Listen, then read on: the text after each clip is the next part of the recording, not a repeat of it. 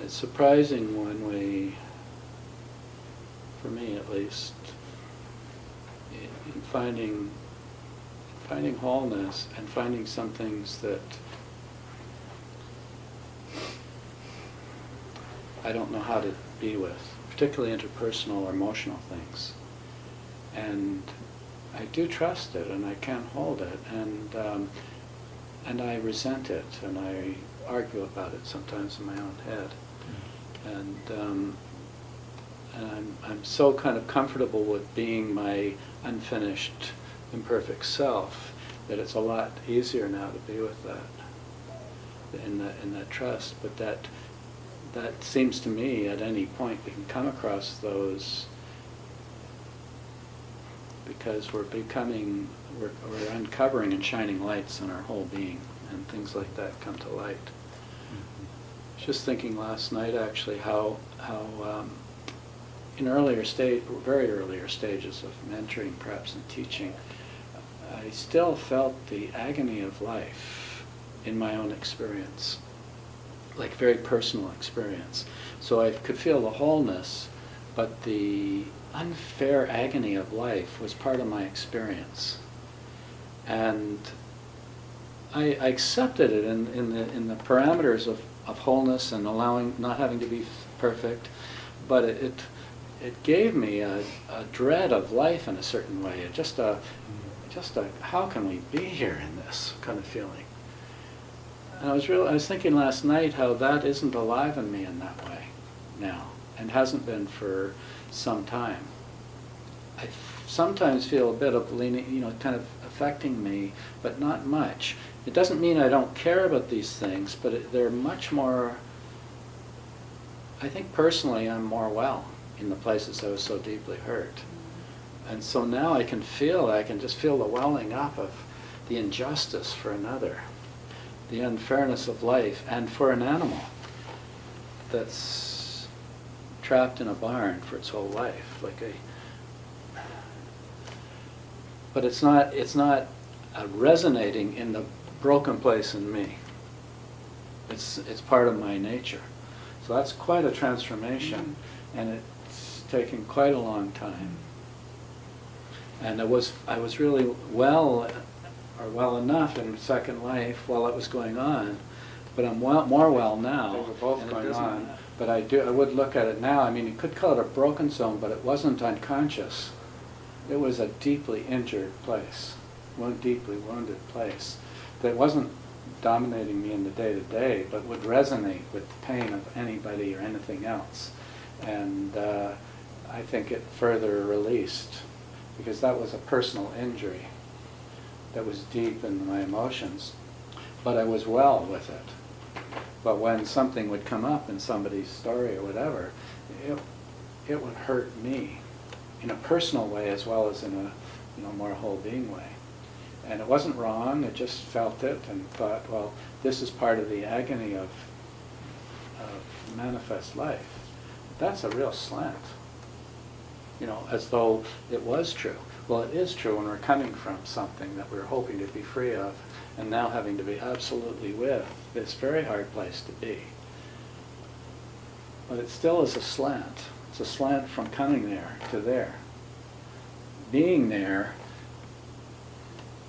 the language feels different in what I say or feel about it. The language of my feeling feels different. Because I'm not still injured in that place, personally. And so I'm open to being sensitive to the pain of others without it being so personalized the way it was, because I had an open wound still, deeply, but not finished. And it went on for years, so it's not like it was a problem. It was just part of my evolution, and deepening, integrating was part of that, and it seemed to bring about a really obvious change in that. And so now I'm having a chance to find subtler ones, especially in relationships, subtler places where the light of awareness hasn't shone. And in doing that, there's ways that I'm actually more whole. I noticed in my relationship that I was really okay to be me. I knew it was okay to be with her in that way. And I could find subtle places, really subtle places where I wanted to be right, to do it right, to be afraid of not doing it right. I thought, what's that? I don't believe in that. But there it was. I was coming across this. And over months. So it wasn't traumatic, but it was like, my God, I'm not fully autonomous in this relationship. I'm actually a little afraid, and I'm trying to be right. And so it took quite a while to come to know that area before I could even speak it out to her. Because if I spoke it out sooner, it'd be like a complaint. Whereas finally it got to a place where I could start speaking what I said. And first of all, I had to kind of cross that line because a part of me doesn't want to hurt someone else's feeling or be seen to be doing wrong. Very subtle stuff, but it was the next kind of unconscious place. And there might be bigger ones or lesser ones that will keep coming at various times. But that surprised me because I felt so well and independent until it was in that particular love relationship situation. Mm-hmm. And I think one of the biggest learnings about it was I couldn't speed it up. I had to just be aware of it, like the resistance that you're mentioning and you keep being aware of. It was like that. It was like, oh, look at this. And it prevented me from being fully representing myself and fully being with her. And it wasn't anything you could talk about because it was how I was being.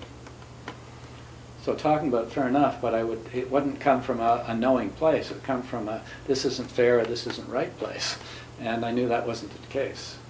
So a time came where I felt confident enough, not that it was gone, but I felt confident enough to face whatever that fear was. And to do that didn't require much. But there were certain times when I spoke out where the fear was still there, but I was owning it.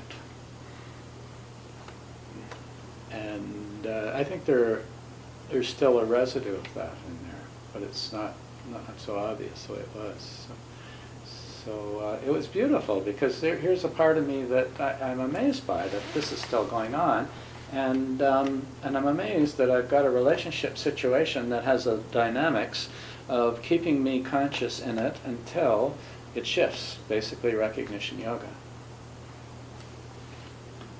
So it's kind of a range of possible experiences, the really intense, the agony ones that many of us have a chance to come from because we've had agony in our life, or we're in the midst of what feels like agony of being human, but often that agony of being human is agony of being deeply hurt at some point in our life.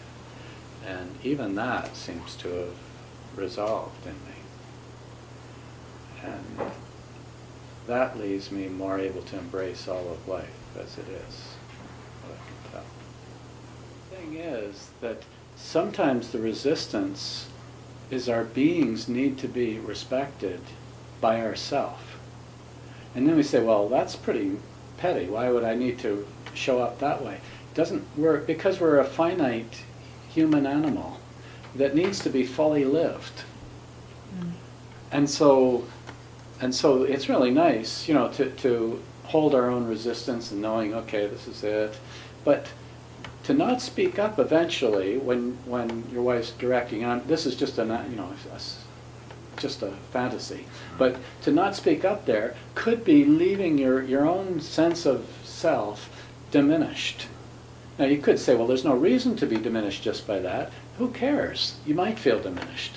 So in some fashion, your being might want to say, hey, that's uncomfortable. I know how to go there. Now you might say it in nicer ways, or you might not. It might be because you've got a broken thing around it, or it's just a strength. It doesn't actually matter. It's like your being wants to come to life. It wants to be seen and heard. Your mind says it doesn't need to be seen and heard that way. It's not that important. Mm-hmm. But it is important if it is. And so that doesn't look very spiritual. And so we're not becoming what looks really spiritual. We're becoming what really looks authentic and feels authentic. And since it's likely we're never going to be perfect in that finite way, we may as well enjoy being all of what we are right now, the way it is, especially if it's not.